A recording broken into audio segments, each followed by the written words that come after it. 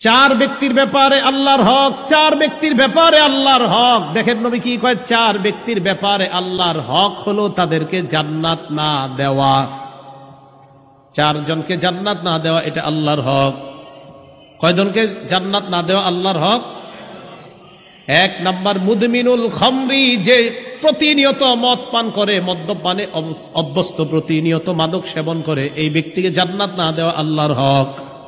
নিয়মিত মদ পান করে, খাইতে খাইতে মারা গেছে, এই ব্যক্তিকে জান্নাত না দেওয়া আল্লাহর হক। এই জন্য অনেকে দেখবেন আপনার এই মদ পান করতে করতে করতে করতে এক সময় এমন অবস্থা হয় যে তাকে আপনার বিভিন্ন জায়গায় নিয়ে ভর্তি করা হয়, সেখানে যাওয়ার পরে বলে যে আমার মদ লাগবে। কি লাগবে? মদ লাগবে। এই আল্লাহ না করেন এই অবস্থায় যদি মারা যায় তাহলে তাকে জান্নাত না দেওয়া আল্লাহর হক।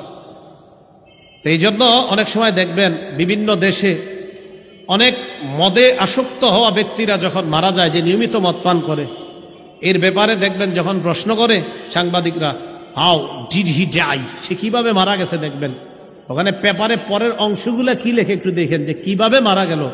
দেখবেন বলবে অমক মাদক দ্রব্যের অমক নেশার কারণে তার শরীরে এটা সাপ ছোবল দিলে বিষের ক্রিয়ায় মারা গেছে। আমরা বলি মদের এই ক্রিয়ায় সে মারা গেছে, মদ্যপান অবস্থায় সে মারা গেছে। আল্লাহ না করেন যদি মারা যাওয়াটা ওই অবস্থায় হয়, তাকে জান্নাত না দেওয়াই আল্লাহর হক। দুই নাম্বার ওয়া আকিলুর রিবা, যে সুদ খায় ওই সুদী অবস্থায় যদি মারা যায় তাকে জান্নাত না দেওয়া আল্লাহর হক। তিন নম্বর আকিলু মালিল ইয়াতীম, এতিমের সম্পদ অন্যায়ভাবে ভক্ষণকারীকে জান্নাত না দেওয়া আল্লাহর হক। এতিমের সম্পদ ভক্ষণ বুঝেননি?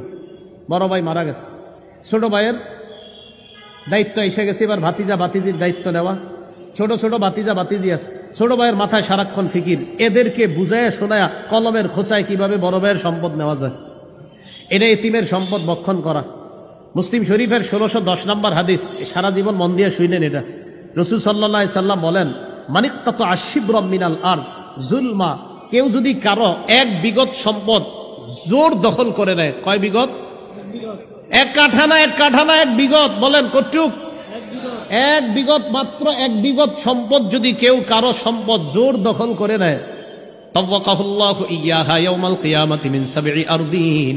কিয়ামতের ময়দানে আল্লাহ তার গলার মধ্যে 7 স্তরের জমিন ঝুলাইয়া দিবে। একটু চিন্তা করে দেখেন তো, এই জমিন কি কারো গলায় ঝুলাইতে পারবো আমরা দুনিয়াতে? একটু ভাবেন, 7 স্তরের জমিন যদি কারো গলায় ঝুলায়, ওরে দেখা যাবে কেমন? তাহলে এক বিগত সম্পদ অন্যায়ভাবে জোর দখল করলে অবস্থা যদি হয়, তা আপনি যদি 1 কাঠা 2 কাঠা আরো কত সম্পদ এতিমের ভক্ষণ করলেন, কি অবস্থা হবে? তো বলছিলাম 3 নাম্বার, এতিমের সম্পদ অন্যায়ভাবে ভক্ষণকারীকে জান্নাত না দেওয়া আল্লাহর হক। 4 নাম্বার আল-আকুলি ওয়ালিদাই, পিতা মাতার নাফরমান সন্তান, এই সন্তানকে জান্নাত না দেওয়া আল্লাহর হক। নবীজি বলেন, ওই শরীর জান্নাতে যাবে না যে শরীর হারামের মাধ্যমে লালিত পালিত হয়। নাউজুবিল্লাহ। হারাম উপার্জন যারা, যে শরীর লালিত পালিত হয়, ওই শরীর জান্নাতে যাবে না। এই জন্য সূরা বাকারার 168 নম্বর আয়াতে আল্লাহ বলেন, ইয়া আইয়ুহান নাস কুলু মিম্মা ফিল আরদি হালালান তাইয়্যিবা, মানুষ তোমরা হালাল পবিত্র খাদ্য এটা তোমরা গ্রহণ করো। সূরা নাহলের 114 নম্বর আয়াতে আল্লাহ বলেন, কুলু মিম্মা রাযাকাকুমুল্লাহু হালালান তাইয়্যিবা ওয়াশকুরু নি'মাতাল্লাহি ইন কুনতুম ইয়্যাহু তা'বুদুন। আমার সাথে বলেন, বলেন হালাল খাও, শুকরিয়া আদায় করো। এই আয়াতের অর্থ হালাল খাও আর আল্লাহ শুকরিয়া আদায় করো, হালাল খাও আর শুকরিয়া আদায় করো। তো আয়াতের সুন্দর অর্থ হলো, তুমি খাও মিম্মা রাযাকাকুমুল্লাহু হালালান তাইয়্যিবা, আল্লাহ তোমাকে যে হালাল পবিত্র খাদ্য দিয়েছে তা থেকে খাও। ওয়াশকুরু নি'মাতাল্লাহ, আর এই যে আল্লাহ তোমাকে পবিত্র খাওয়াইলেন, এটা আল্লাহ নেয়ামত, এই নেয়ামতের শুকরিয়া আদায় করো। যদি আল্লাহরই কেবলমাত্র ইবাদত তোমরা করো, বলেন আমরা ইবাদত করি কেবলমাত্র কার? আল্লাহ। এই জন্য আল্লাহ বললেন, তোমরা আল্লাহ যা হালাল পবিত্র খাদ্য দিয়েছেন এটা তোমরা খাও এবং তোমরা আল্লাহর নেয়ামতের শুকরিয়া আদায় করো। আল্লাহ আমাদের সকলকে হালাল খাদ্য এবং হালাল খাদ্য পেয়ে যেন আল্লাহ শুকরিয়া আদায় করতে পারি, আল্লাহ তৌফিক দান করুন। রাসূলুল্লাহ সাল্লাল্লাহু আলাইহি ওয়াসাল্লামের সাহাবী আব্দুল্লাহ ইবনে মাসউদ রাদিয়াল্লাহু তাআলা আনহুর বর্ণনা। তাখরিজুশ শারহিস সুন্নাহ নামে একটা কিতাব আছে। এই কিতাবের 4113 নম্বর বর্ণনা। সেখানে আব্দুল্লাহ ইবনে মাসউদ রাদিয়াল্লাহু তাআলা আনহু বলেন, আন আব্দুল্লাহ ইবনে মাসউদ রাদিয়াল্লাহু তাআলা আনহু قال, নবীজির সাহাবী আব্দুল্লাহ ইবনে মাসউদ রাদিয়াল্লাহু তাআলা আনহুর বর্ণনা। আব্দুল্লাহ ইবনে মাসউদ রাদিয়াল্লাহু তাআলা আনহু বলেন, ইয়া আইয়ুহান নাস ইত্তাকুল্লাহ, হে মানুষ তোমরা আল্লাহকে ভয় করো। এরপরে কি কয় দেখেন, আব্দুল্লাহ ইবনে মাসউদ বলেন, উতলুবু ফির রিজকি, অথবা উতলুবুর রিজকা, তোমরা রিজিক তালাশ করো। এরপর কয় ওয়াজমালু ফি তালাবির রিজকি, তোমরা রিজিক অন্বেষণের ক্ষেত্রে সৌন্দর্যতা অবলম্বন করো, মানে মধ্যম পন্থা অবলম্বন করো। রিজিক তালাশ করো, রিজিক তালাশ করবা সুন্দরভাবে, মধ্যম পন্থা অবলম্বন করবা রিজিক তালাশের ক্ষেত্রে, মানে বাড়াবাড়িও না, ছাড়াছাড়িও না, হারামের দিকে যাওয়া যাবে না। হালাল মোটামুটি পর্যায়ে যতটুকু হলে চলে এতটুকু চাওয়া। বেশি চাইতে গিয়ে যেন এমন না হয় যে এটা চাইতে চাইতে তোমার মরণ হয়ে গেল। হালালের অন্বেষণেও যেন তোমার নামাজ ছুটে না যায়, এমনটাও যেন না হয়। হালাল রিজিক তালাশ করতে গিয়ে আপনার নামাজ চলে গেল, এটা কিন্তু বাড়াবাড়ি। এটা আবার কি বাড়াবাড়ি? রিক্সা চালকের উপার্জন হালাল, নিঃসন্দেহে হালাল। হালাল মানে অনেক বেশি হালাল রিক্সা চালকের উপার্জন, কিন্তু উনি রিক্সা চালাইতে গিয়ে জোহর আসর বলল না, এটা বাড়াবাড়ি। আব্দুল্লাহ ইবনে মাসউদ রাদিয়াল্লাহু তাআলা আনহু বলেন, লা ইয়াহমিলান্নাকুম ইস্তিবতাউর রিজকি। আব্দুল্লাহ ইবনে মাসউদ রাদিয়াল্লাহু তাআলা আনহু বলেন, লা ইয়াহমিলান্নাকুম ইস্তিবতাউর রিজকি বিমাআসিল্লাহ, রিজিক তালাশ করতে গিয়ে যদি দ্রুত তুমি রিজিক না পাও, এই দ্রুত রিজিক না পেয়ে হারামের দিকে তুমি যাবে না। রিজিক তালাশ করতে গিয়ে আপনি দেখতেছেন দ্রুত আপনার রিজিক আসে না। আব্দুল্লাহ ইবনে মাসউদ কয়, আল্লাহর নাফরমানির মাধ্যমে যদি দ্রুত রিজিকের ব্যবস্থা হয়, এই জাতীয় রিজিক তুমি তালাশ করবা না।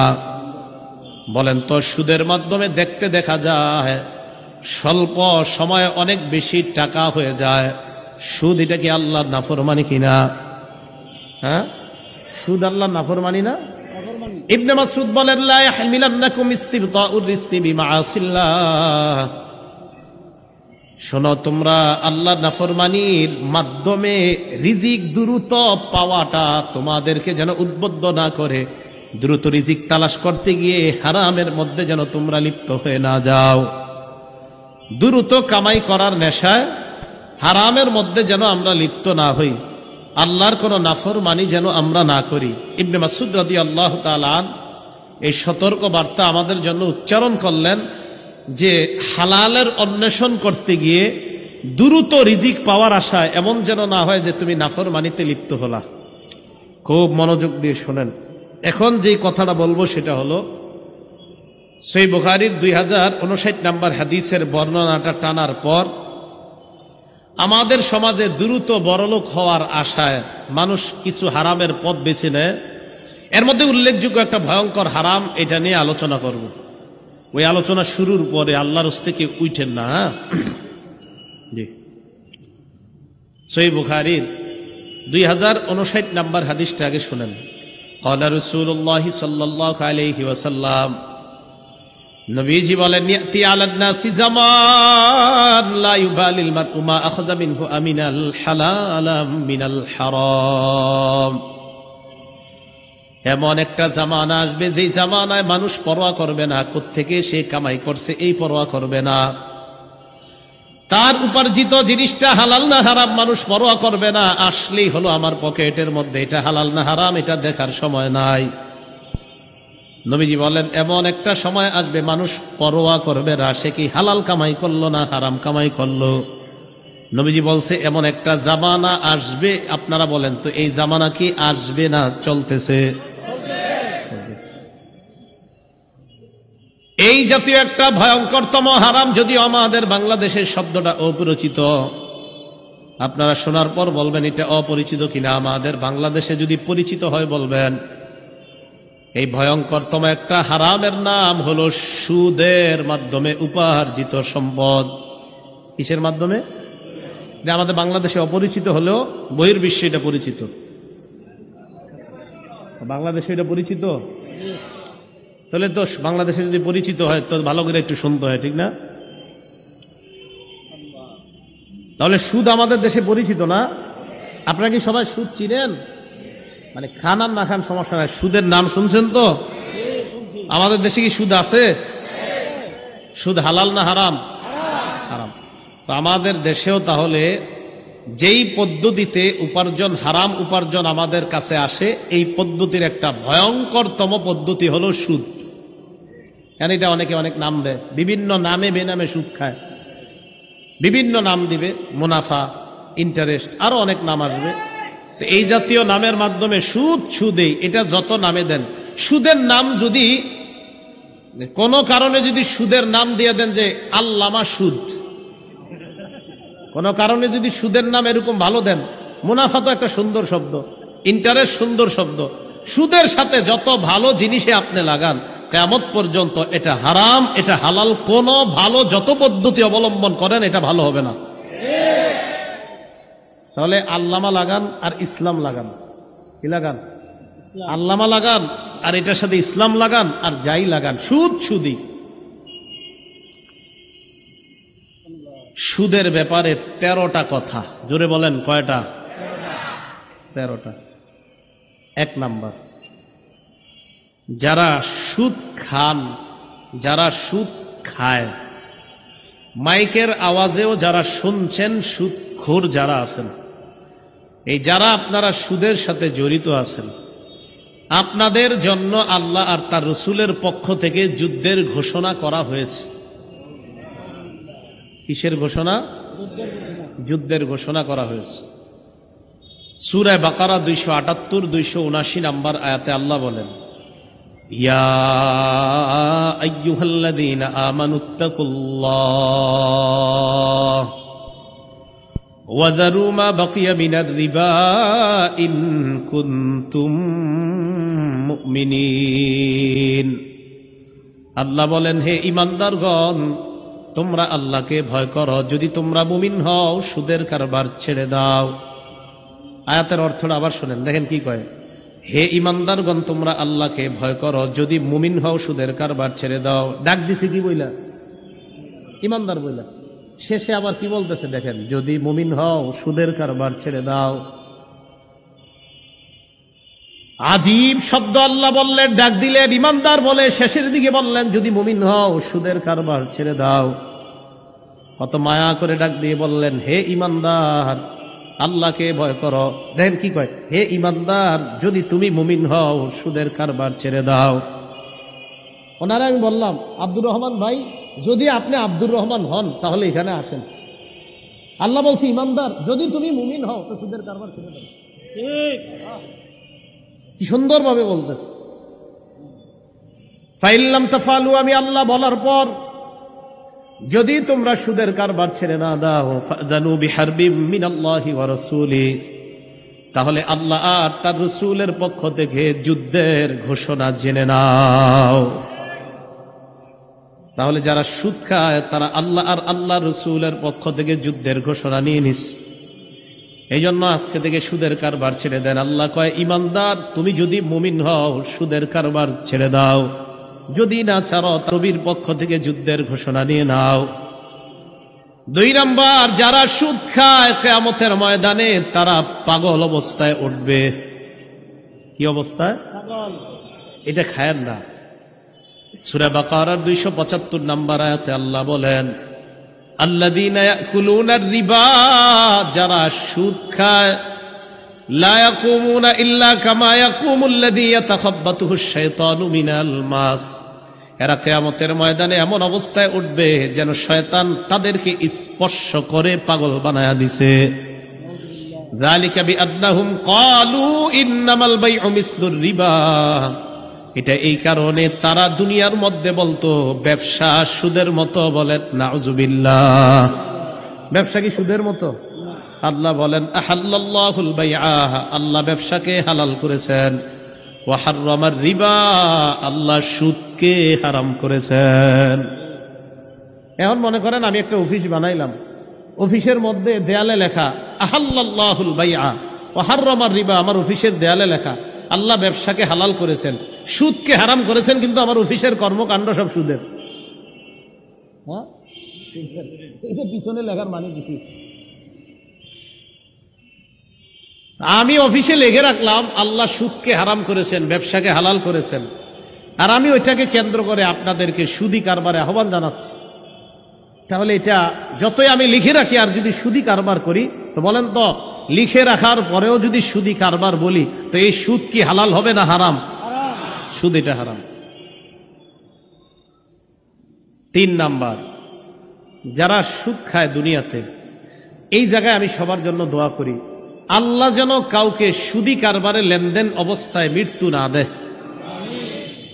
সুদ থেকে ফিরিয়ে খুব দ্রুত যেন আল্লাহ ওই বান্দাকে নিয়ে আল্লাহ যেন তাকে হেদায়েত দিয়ে দেয়। সুদি লেনদেনে যদি মৃত্যু হয়ে যায়, কারো এমন মরণ না হোক, যদি হয় কিয়ামতের ময়দানে এই ব্যক্তি এমন অবস্থায় উঠবে, মনে হবে তার এই গলার মধ্যে কেউ চেপে ধরে শ্বাসরোধ করে তাকে কেউ হত্যা করতে চাইতেছে, হা হা করে ফাঁসি লাগাইলে যেমন মনে হয়, এমন অবস্থায় সুদখোর কিয়ামতের মাঠে উঠবে।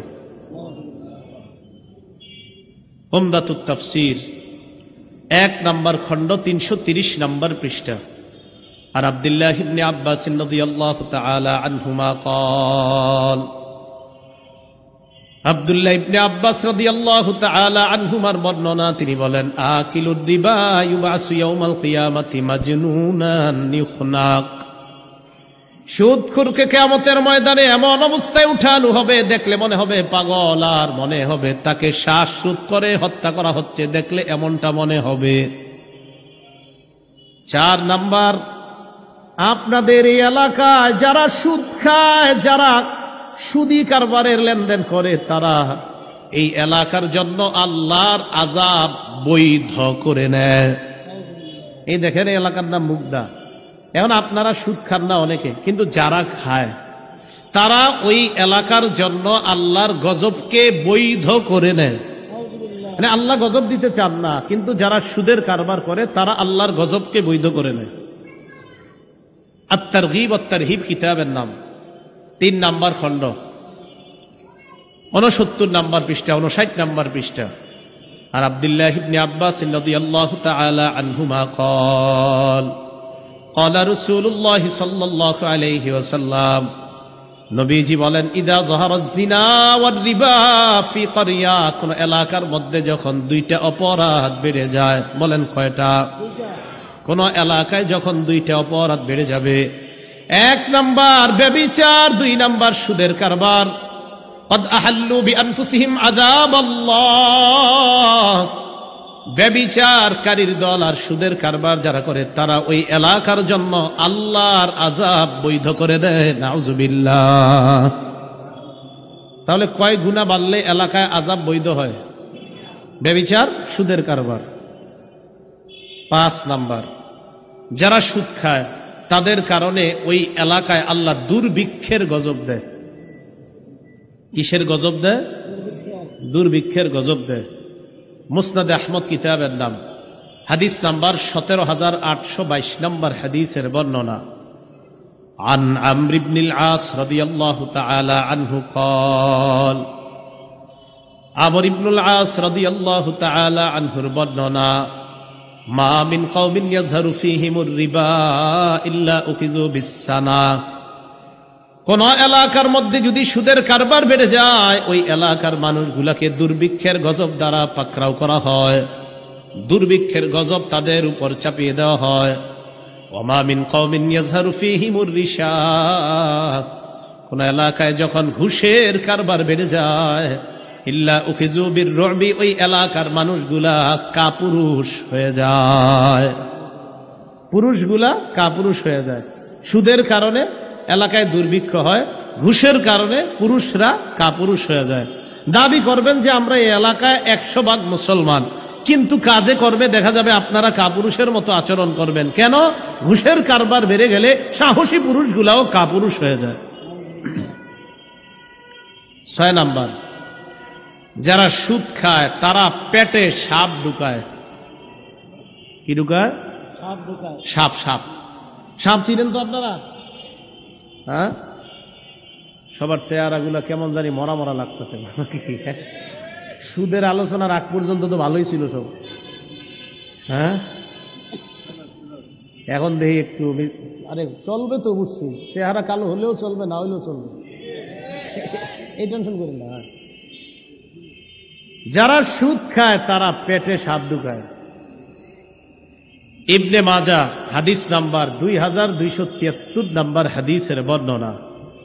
عن أبي هريرة رضي الله تعالى عنه قال قال رسول الله صلى الله عليه وسلم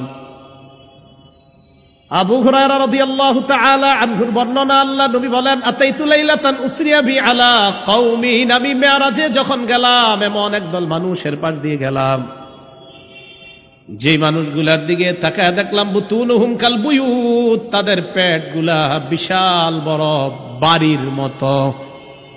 পেট কিসের মতো? বাড়ি। ফিহা আল হাইয়াত তুরাবিন খারিজি বুতুনিহিম, আল্লাহ নবী কয় বাহির থেকে তাকায় দেখি তাদের পেটের মধ্যে বিশাল বড় বড় সাপ দৌড়ায়। বাহির থেকে সাপ দেখা যাইতেছে, সাপ দৌড়ায়। ফাকুলতু মান হাউলাই ইয়া জিবরিল, আমি প্রশ্ন করলাম জিবরিল এরা কারা? জিবরিল জবাব দেয়, হাউলাই আকালাতুর রিবা ইয়া রাসূলুল্লাহ, হুজুর এরা হলো সুদখোরের দল, নাউযুবিল্লাহ। সুদ খাওয়া মানে পেটে সাপ ঢুকানো। ভাই এই অপরাধটা কইরেন না, এতে আপনার দুনিয়াও বরবাদ হয়ে যাচ্ছে, আখিরাতও বরবাদ। আপনি কার জন্য সুদ খান? আপনি এই হারামটা কার জন্য নিচ্ছেন? আপনার ছেলে মেয়ে বিবির জন্যই তো। আগের জামানায় মানুষ মারা গেলে মানুষ মানুষকে মনে রাখতো, কিছুদিন মোটামুটি মনে রাখতো। এই যুগে মারা গেলে কিন্তু আজকে মারা গেছেন না, কালকে সকাল থেকে আপনার ছেলে আপনার মনে রাখবে না, ওর মতো ওর মোবাইল টোবাইল নিয়ে ব্যস্ত হয়ে যাবে, আপনারে মনে রাখবে না। আপনি কার জন্য সুদ খাইতেছেন? আপনি বিশ্বাস করেন না, আপনি মারা যাওয়ার সাথে সাথে দুনিয়া ওর ঠিক মতো চলবে, আপনি চলে গেলেন, আপনার খোঁজও নিবে না। আপনি মারা গেছেন, শেষ, আপনি মাটির নিচে। 1 বছর পরে মুগ্ধা পুরা এলাকাও ভুলে যাবে আপনি যে এলাকার কেউ ছিলেন। তা আপনি কার জন্য এটা করতেছেন? এই হারামে আপনি হাত দিয়েন না। যারা ছেলে মেয়ে আছেন আপনারা আপনার বাবাকে বলেন, আব্বা বছরে 12টা শার্ট পাঞ্জাবি গেঞ্জি দেওয়া দরকার নাই, হালাল টাকায় পারেন আমাকে সামান্য কিছু দিয়েন, হারাম আমার পিছনে আপনি খরচ করেন না। মা বোন মেয়েরা যারা আছেন আপনি আপনার বাবাকে বলেন, স্ত্রী যারা আছেন আপনার স্বামীকে বলেন, তুমি আমার জন্য হালাল টাকায় যা পারো আমাকে খাওয়াবা, পরাবা, সামান্য হারাম আমার পিছনে খরচ করবা না। আমি আশাবাদী কোন বিবি তার স্বামীকে যদি এটা বলে, কোন ছেলে আর মেয়ে যদি তার বাবাকে এটা বলে, আমি আশাবাদী ইনশাআল্লাহ ওই বাবা ওই স্বামী সুদের কারবার থেকে ফিরে আসবে। কেন? কারণ তিনি তো সুদের কারবারের টাকা বাড়াচ্ছে তাদের জন্য। তো এই গেল 6 নাম্বার।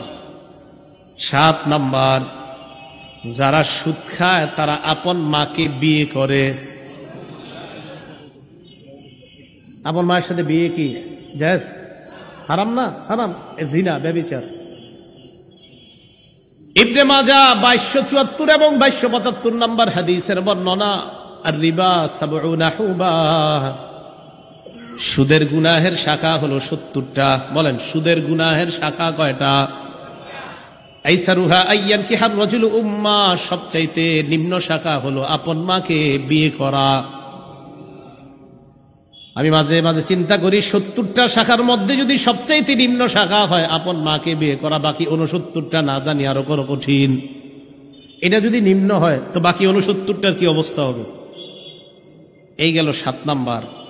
8 নাম্বার, সুদ খাওয়া মানে আপনার দুনিয়া নষ্ট হওয়া, আখিরাত নষ্ট হওয়া।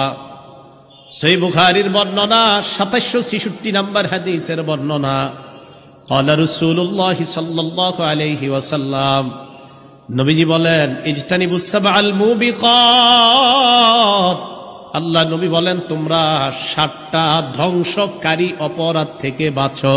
বলেন আমাদেরকে ধ্বংস করে কয়টা অপরাধ? 1 নাম্বার শিরকু বিল্লাহ, আল্লাহর সাথে শিরিক করা। এটা আমাদের দুনিয়া নষ্ট করে দেয়, আখিরাত নষ্ট করে দেয়। আল্লাহর সাথে কি করা? জোরে বলেন তো, আল্লাহর সাথে শিরিক করা যাবে না। আমাদের অবস্থা কি জানেন? আমার নাম আব্দুর রহমান, আব্বার নাম আব্দুর রহিম, মার নাম রহিমা, জামিলা, কুলসুমা। তা আমি মনে করি আমি তো মুসলমান, আমার বাপ মুসলমান, মা মুসলমান, অথচ আমি পীরের পায়ে সেজদা দেই। আমি যদি মাজারে সেজদা দেই, আমার নাম মুসলমান হলেও আমার পরিচয় হবে মুশরিক। সেজদা কাকে দিতে হবে? আল্লাহকে দিতে হবে। তো যেই অপরাধ আমাদেরকে ধ্বংস করে দেয়, 1 নাম্বার শিরিক করা, 2 নাম্বার সিহরু জাদু করা, 3 নাম্বার ওয়াকাতুন নাফসিল্লাতী হারামাল্লাহু ইল্লা বিল হক, অন্যায়ভাবে কাউকে হত্যা করা, 4 নাম্বার আকলুর রিবা, সুদ খাওয়া, 5 নাম্বার আকলু মালিল ইয়াতীম, এতিমের সম্পদ অন্যায়ভাবে ভক্ষণ করা, 6 নাম্বার তাওয়াল্লি ইয়াউমাজ যাহফি, জিহাদের ময়দান থেকে পলায়ন করা, 7 নাম্বার ওয়াকসফুল মুহসানাতিল মুমিনাতিল গাফিলাত, সতী সাদী সহজ সরল কোন মুমিন নারীর উপর মিথ্যা অপবাদ দেওয়া। এই 7টা অপরাধ আমাদের জীবনটা নষ্ট করে দেয়, আখিরাত বরবাদ করে দেয়। 7-এর মধ্যে একটা হলো সুদ খাওয়া। সুদ যারা খাবে, দুনিয়ার পরিবারটাও নষ্ট হবে, আখিরাত তো নিজের বরবাদ হবে, পেটে সাপ ঢুকাবে, আরো কত ধরনের আযাব আছে। আল্লাহ আমাদের এই পুরা সমাজকে এই ভয়ঙ্কর অপরাধ থেকে বেঁচে থাকার তৌফিক দান করেন। 9 নাম্বার, সুদ খাওয়া অবস্থায় যার মরণ হয়, আল্লাহর কাছে দোয়া করি, আল্লাহ কোন মুসলমান যেন সুদ খাওয়া অবস্থা, তার সুদী কারবারে লেনদেন আছে, এই অবস্থায় যেন কারো মরণ না হয়। আল্লাহ যেন ফিরিয়ে আনে, সবাই বলেন আমিন। আল্লাহ যেন ফিরিয়ে আনে, বলেন আমিন। আল্লাহ না করেন যদি সুদের সাথে লেনদেন অবস্থায় মারা যায়, তাকে কবর দিয়ে আসার পর সে একটা নদীর মধ্যে সাঁতার কাটা শুরু করবে, ওই নদীটার মধ্যে রক্ত থাকবে, এই রক্তের নদীতে সাঁতার কাটতে কাটতে বারবার কিনারায় উঠতে চাবে, বারবার কিনারা থেকে তাকে আঘাত করা হবে, আবার নদীর মাঝখানে আসবে, এভাবে চলতেই থাকবে, কোনোদিনও নদীর কিনারায় সে বুঝতে পারবে না। দলিল সহিহ বুখারী 2085 নম্বর হাদিসের বর্ণনা। عن سمرة بن جندب رضي الله تعالى عنه قال قال رسول الله صلى الله عليه وسلم, সামুরা ইবনে জুনদুব রাদিয়াল্লাহু তাআলা আনহু বলেন, ফজরের নামাজের পর আল্লাহ নবী আমাদেরকে একদিন একটা রাতের ঘটনা শোনাইলেন। নবীজি বললেন, রাআইতুল লাইলাতা রাজুলাইন আতায়ান, আমি 2 ব্যক্তিকে দেখলাম আমার কাছে আসছে। ফাখরাজানি ইলা আরদিন মুকদ্দাসা, আমাকে একটা পবিত্র জমিনের কাছে নিয়ে যায়। পবিত্র ভূমির কাছে যাওয়ার পর নবীজি বলেন, আমরা 3 জন চলতে লাগলাম।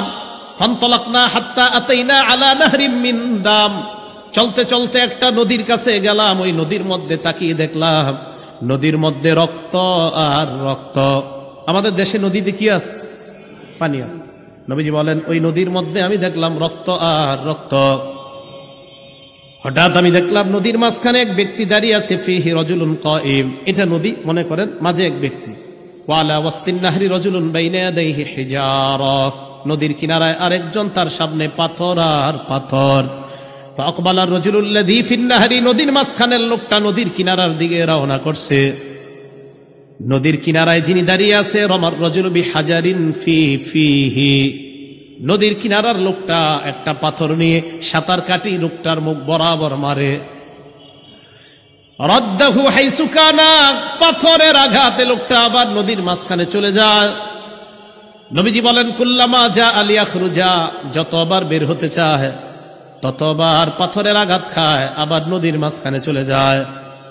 জিবরিল আমিন আমাকে বলে, আল্লাযী রাআইতাহু ফিন নাহরি আকিলুর রিবা, ইয়া রাসূলুল্লাহ, আপনি যাকে নদীর মধ্যে সাঁতার কাটতে দেখলেন এটা হলো সুদখোর। নাউজুবিল্লাহ, আল্লাহ হেফাজত করেন। তো সুদী লেনদেন অবস্থায় যদি মারা যায়, একটু চিন্তা করেন কত ভয়ঙ্কর অবস্থা হবে। 10 নাম্বার, যে ব্যক্তি সুদ দেয়, যে ব্যক্তি সুদ খায়, যে সুদের কারবার লেখে, যে সুদের সাক্ষী দেয়, এই 4 শ্রেণীকে আল্লাহ রাসূল সাল্লাল্লাহু আলাইহি সাল্লাম অভিশাপ দেয়। যে সুদ খায়, যে সুদ দেয়, যে সুদের কারবার লেখে, যে সুদের সাক্ষী দেয়, এই 4 শ্রেণীকে আল্লাহ রাসূল অভিশাপ দেয়। নাসাই শরীফের 5103 নম্বর হাদিসের বর্ণনা। عن علي بن أبي طالب رضي الله تعالى عنه أن رسول الله صلى الله عليه وسلم لعن آكل الربا وموكلا وكاتبا পরের বর্ণনায় ওয়াশাহিদা। আলী রাদিয়াল্লাহু তাআলা আনহু বলেন, আল্লাহ নবী সুদখোরকে অভিশাপ দেয়, সুদদাতাকে অভিশাপ দেয়, সুদের লেখককে অভিশাপ দেয়, সুদের সাক্ষ্যদাতা যে তাকে অভিশাপ দেয়। 4 শ্রেণীকে আল্লাহ নবী অভিশাপ দেয়। এলাকায় অনেক সহজ সরল মানুষ আছে যারা সুদে টাকা লাগায়, তো এরা কি করে, ওই সহজ সরল মানুষগুলারে সাক্ষী রাখে। ভালো মানুষ, নামাজি ব্যক্তি এদেরকে সাক্ষী রাখে। প্রিয় নামাজি ভাইয়েরা শোনেন, সুদের সাক্ষীও দিবেন না। সুদের সাক্ষী যদি দেন তাও নবী আপনার অভিশাপ দিবে। এই জন্য সুদের লেখা, সুদের সাক্ষীদাতা, আপনি দেখেন আপনি একজন নামাজি ব্যক্তি, সুদের সাক্ষী আপনি দিলেন, খাইলেনও না, ধরলেনও না, ফাও ফাও নবীর অভিশাপের তলে কেন পড়বেন? এই জন্য সুদের সাক্ষী দিবেন না, সুদের লেখাও লিখবেন না, সুদ খাবেন না, সুদ দিবেন না। এই 4 শ্রেণীর অন্তর্ভুক্ত হওয়া থেকে আল্লাহ আমাদেরকে হেফাজত করেন। 11 নাম্বার, জেনে শুনে সামান্য পরিমাণ সুদ খাওয়া মানে 36 বার ব্যভিচার করার চাইতে বড় অপরাধ করা।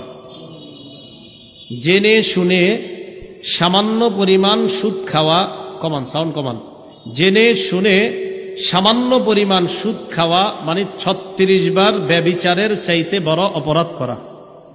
হাদিসের কিতাবের নাম মুসনাদ আহমদ। এই কিতাবের 22,007 নম্বর হাদিসের বর্ণনা। দিরহামু রিবান ইয়াকুলুহু রাজুল ওয়া হুয়া ইয়ালাম আশাদ্দু মিন 36 জিনা। জেনে শুনে 1 দিরহাম পরিমাণ সুদ খাওয়া 36 বার ব্যভিচার করার চাইতে বড় অপরাধ করা। ভাইয়েরা, সুদ খায়েন না, মেহেরবানি করে অপরাধটা থেকে বেঁচে থাকেন। আল্লাহ আমাদের সকলকে হেফাজত করেন। আল্লাহ বলেন, ইয়ামহাকুল্লাহুর রিবা ওয়া ইউরবিস সাদাকাত। সুদ আল্লাহ ধ্বংস করে দেয়। বলেন, সুদ আল্লাহ কি করে দেয়? সবাই বলেন, সুদ আল্লাহ কি করে দেয়? তাহলে সুদের উপার্জিত যে অর্থ আমরা দেখি, যত বাড়তি হোক না কেন, যত বেশি হোক না কেন, এটা আল্লাহ কি করে দেয়? ধ্বংস করে দেয়। 12 নাম্বার, আবারও ওই দোয়া করি, আগের দোয়া, সুদি লেনদেন অবস্থায় যেন কোনো মুসলমান আমাদেরকে আল্লাহ মৃত্যু না দেয়। সুদি লেনদেনে যদি মারা যান, জান্নাত থেকে বঞ্চিত হয়ে যাবেন। 12 নাম্বার, আল মুস্তাদরাক লিল হাকিম কিতাবের নাম। এই কিতাবের 2260 নাম্বার হাদিসের বর্ণনা। নবীজি বলেন, আরবাউন হাক্কুন আলাল্লাহি আল্লাহ ইউদখিলাহুমুল জান্নাহ। 4 ব্যক্তির ব্যাপারে আল্লাহর হক, 4 ব্যক্তির ব্যাপারে আল্লাহর হক। দেখেন নবী কি কয়, 4 ব্যক্তির ব্যাপারে আল্লাহর হক হলো তাদেরকে জান্নাত না দেওয়া। 4 জনকে জান্নাত না দেওয়া, এটা আল্লাহর হক। কয়জনকে জান্নাত না দেওয়া আল্লাহর হক? 1 নাম্বার, মুদমিনুল খামরি, যে প্রতিনিয়ত মদ পান করে, মদ্যপানে অভ্যস্ত, প্রতিনিয়ত মাদক সেবন করে, এই ব্যক্তিকে জান্নাত না দেওয়া আল্লাহর হক। নিয়মিত মদ পান করে, খাইতে খাইতে মারা গেছে, এই ব্যক্তিকে জান্নাত না দেওয়া আল্লাহর হক। এই জন্য অনেকে দেখবেন আপনার এই মদ পান করতে করতে করতে করতে এক সময় এমন অবস্থা হয় যে তাকে আপনার বিভিন্ন জায়গায় নিয়ে ভর্তি করা হয়। সেখানে যাওয়ার পরে বলে যে আমার মদ লাগবে। কি লাগবে? মদ লাগবে। এই আল্লাহ না করেন এই অবস্থায় যদি মারা যায়, তাহলে তাকে জান্নাত না দেওয়া আল্লাহর হক। এই জন্য অনেক সময় দেখবেন বিভিন্ন দেশে অনেক মদে আসক্ত হওয়া ব্যক্তিরা যখন মারা যায়, যে নিয়মিত মদ পান করে, এর ব্যাপারে দেখবেন যখন প্রশ্ন করে সাংবাদিকরা, হাউ ডিড হি ডাই, সে কিভাবে মারা গেছে, দেখবেন ওখানে পেপারে পরের অংশগুলা কি লেখে একটু দেখেন যে কিভাবে মারা গেল। দেখবেন বলবে অমক মাদক দ্রব্যের অমক নেশার কারণে তার শরীরে এটা সাপ ছবল দিলে বিষের ক্রিয়ায় মারা গেছে। আমরা বলি মদের এই ক্রিয়ায় সে মারা গেছে, মদ্যপান অবস্থায় সে মারা গেছে। আল্লাহ না করেন যদি মারা যাওয়াটা ওই অবস্থায় হয়, তাকে জান্নাত না দেওয়াই আল্লাহর হক। 2 নাম্বার, ওয়া আকিলুর রিবা, যে সুদ খায় ওই সুদী অবস্থায় যদি মারা যায়, তাকে জান্নাত না দেওয়া আল্লাহর হক। 3 নাম্বার, ওয়া আকিলু মালিল ইয়াতীম, এতিমের সম্পদ অন্যায় ভাবে বক্ষণকারীকে জান্নাত না দেওয়া আল্লাহর হক। এতিমের সম্পদ বক্ষণ বুঝেননি? বড় ভাই মারা গেছে, ছোট ভাইয়ের দায়িত্ব এসে গেছে, এবার ভাতিজা ভাতিজির দায়িত্ব নেওয়া। ছোট ছোট ভাতিজা ভাতিজি আছে, ছোট ভাইয়ের মাথায় সারাক্ষণ ফিকির, এদেরকে বুঝায় শোনায় কলমের খোঁচায় কিভাবে বড় ভাইয়ের সম্পদ নেওয়া যায়। এটা এতিমের সম্পদ ভক্ষণ করা। মুসলিম শরীফের 1610 নম্বর হাদিস, সারা জীবন মন দিয়ে শুনেন এটা। রাসূল সাল্লাল্লাহু আলাইহি সাল্লাম বলেন, মানিকতাতা আশিবরাম মিনাল আরদ যুলমা, কেউ যদি কারো এক বিগত সম্পদ জোর দখল করে নেয়। কয় বিগত? এক কাঠা না, এক কাঠা না, এক বিগত। বলেন কতটুক? এক বিগত, মাত্র এক বিগত সম্পদ যদি কেউ কারো সম্পদ জোর দখল করে নেয়, তাওয়াকাহুল্লাহু ইয়াহা ইয়াউমাল কিয়ামাতি মিন সাবঈ আরদিনা, কিয়ামতের ময়দানে আল্লাহ তার গলার মধ্যে 7 স্তরের জমিন ঝুলাইয়া দিবে। একটু চিন্তা করে দেখেন তো, এই জমিন কি কারো গলায় ঝুলাইতে পারবো আমরা দুনিয়াতে? একটু ভাবেন, 7 স্তরের জমিন যদি কারো গলায় ঝুলায়, ওরে দেখা যাবে কেমন? তাহলে এক বিগত সম্পদ অন্যায়ভাবে জোর দখল করলে অবস্থা যদি হয়, তা আপনি যদি 1 কাঠা 2 কাঠা আরো কত সম্পদ এতিমের ভক্ষণ করলেন, কি অবস্থা হবে? তো বলছিলাম 3 নাম্বার, এতিমের সম্পদ অন্যায়ভাবে ভক্ষণকারীকে জান্নাত না দেওয়া আল্লাহর হক। 4 নাম্বার, আল-আকুলি ওয়ালিদাই, পিতা মাতার নাফরমান সন্তান, এই সন্তানকে জান্নাত না দেওয়া আল্লাহর হক। এই হলো 12 নাম্বার। 13 নাম্বার, মনোযোগ দিয়ে সবাই শুনেন, আবু দাউদ শরীফের 3-3-3-1, 3টা 3-এর পরে একটা 1 হইলে কত হয়? 3300। সুন্দর বলছেন, 3331। খুব সুন্দর হয়েছে কথাটা। এই জায়গায় রাসূল সাল্লাল্লাহু আলাইহি সাল্লাম বলেন, লা ইয়াতিয়ানা আলান নাসি জামান, এমন একটা সময় আসবে মানুষের উপর, লা ইয়াবকা আহাদুন ইল্লা আকালান রিবা, যেই সময় কেউ বাকি থাকবে না, সবাই সুদ খাবে। আসলে কি সুদ খায় সবাই? খায় না তো। নবী কয়, ওয়া ইল্লাম ইয়াকুলহু, যদিও ডাইরেক্ট না খায়, আসাবাহু মিন বুখারিহি, সুদের ধোঁয়া তার গায়ে লাগবে। ডাইরেক্ট যদিও না খায়, সুদের ধোঁয়া তার গায়ে লাগবে। এরে নিয়ে গেলাম 1 কাপ চা খাওয়াইতে। চা খাওয়াইতে নিয়ে যাওয়ার পর তাকে আমি চা খাওয়াইয়া দিলাম 5 টাকা 10 টাকা কাপের কফি বা চা খাওয়াইয়া দিলাম। সে তো জানে না আমি তাকে চা খাওয়াইছি কোন টাকায়, তার জন্য যদিও গুনাহ হবে না, আমি সুদের টাকায় খাওয়াইয়া দিলাম। এই ব্যক্তি যদিও জানে না, সুদের টাকায় চা খাওয়াইয়া তার পেটের মধ্যে সুদের হাওয়া, সুদের ধোঁয়া ঢুকাইয়া দিচ্ছে। এ জানে না, তার গুনাহ হবে না। এই জন্য দেখবেন মাঝে মাঝে ফজরে মজা পান, জোহরেও মজা পান ইবাদত কইরা, আসরে ইবাদতে মজা পান, মাগরিবেও ইবাদতে মজা পাইতেছেন, এশার নামাজে হঠাৎ মজা পান না। আচ্ছা, ঘটনা কি আমি মজা পাচ্ছি না কেন? ওহো, মুগ্ধা আমার ওই দোস্ত না আমারে নিয়ে 3টা পরোটা খাওয়াইছিল অমুক হোটেলের মধ্যে। আচ্ছা, খানায় কি কোনো ভেজাল আছে? না, আমি খাইছি, আমি তো আর ভেজাল খাই নাই। আরে ভাই, আপনি তো খান নাই, আপনারে যে খাওয়াইছে সেটা তো জানেন না। ও সুদের টাকায় খাওয়ানোর কারণে 4 ওয়াক্ত নামাজে মজা পাইছেন, হারামের ধোঁয়া ভিতরে ঢুকার কারণে এশার নামাজে আর মজা পাচ্ছেন না। এই জন্য আমরা অনেকে জানি, তা খাইতে খুব সাবধান, খাবার খাইতে খুব সাবধান। পেটে যদি হালাল না যায়, আপনি গুনাহ হবে না যদিও আপনার অজান্তে যদি হারাম কেউ দিয়ে দেয়, ইবাদতে মজা পাবেন না, আপনি জানবেনও না। আল্লাহ বুঝার তৌফিক দান করেন।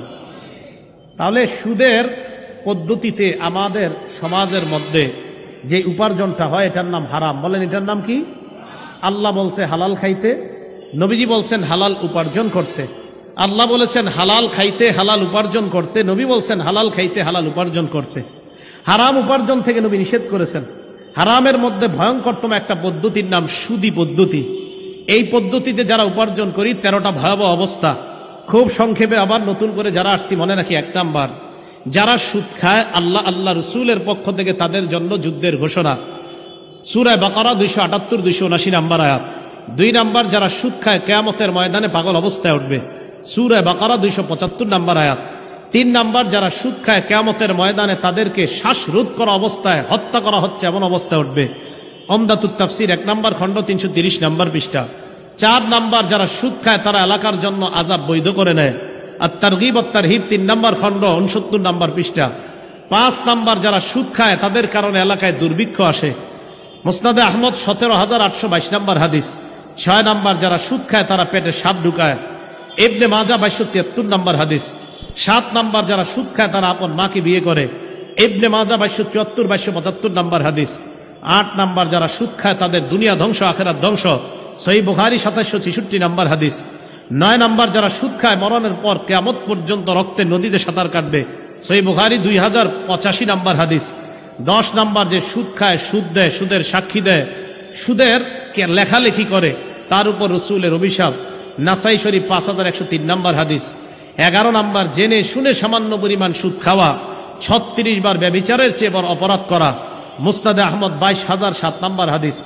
12 নম্বর, সুদী অবস্থায় যদি মারা যায় কেউ, আল্লাহ এই মারান আমাদেরকে না দেখ, যদি কেউ মারা যায় তাহলে তার জন্য জান্নাত হারাম হয়ে যায়, জান্নাত থেকে সে বঞ্চিত হয়ে যায়। আল মুস্তাদরাক লিল হাকিম 2260 নম্বর হাদিস। 13 নম্বর, এমন একটা সময় আসবে যে সময় সবাই যদিও সুদ না খায়, সুদের হাওয়া অন্তত সবার গায়ে লেগে যাবে। আবু দাউদ শরীফ 3331 নম্বর হাদিস।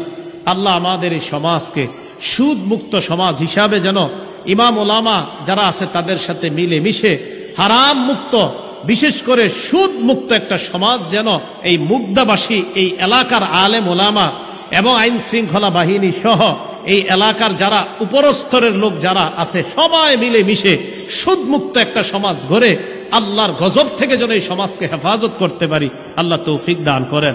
আমিন। আখিরু দাওয়ানা আনিল হামদুলিল্লাহি রাব্বিল আলামিন।